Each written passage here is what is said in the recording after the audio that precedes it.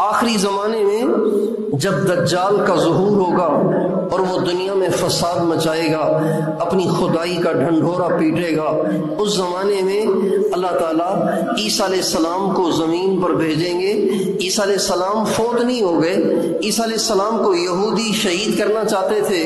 اللہ تعالیٰ نے ان کو آسمان پہ اٹھا لیا۔ عیسائیوں کا عقیدہ یہ ہے کہ یہودیوں نے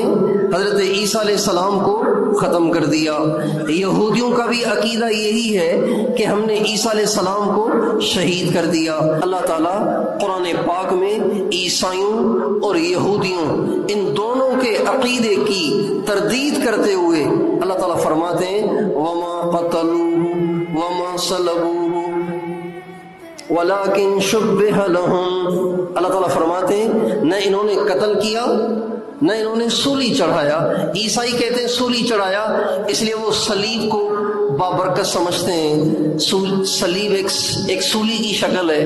اور یہودی کہتے ہیں ہم نے قتل کر لیا۔ اللہ فرماتے ہیں یہودی بھی جھوٹ بولتے ہیں، عیسائی بھی جھوٹ بولتے ہیں۔ اصل بات یہ ہے کہ اللہ تعالیٰ نے عیسیٰ علیہ السلام کو زندہ سلامت آسمان پہ اٹھا لیا ہے، اور قیامت کا آخری وقت آئے گا، یہودیوں کا سب سے بڑا جو دجال کانا دجال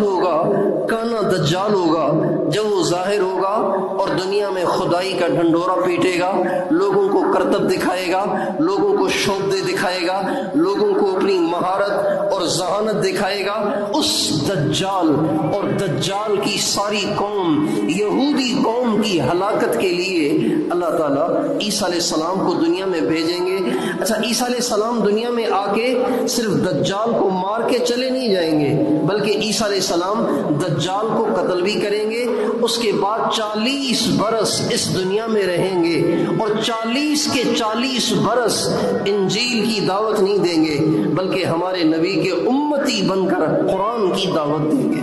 خود بھی ہمارے نبی کا کلمہ پڑھیں گے، ہمارے نبی کے کلمے کی دعوت دیں گے۔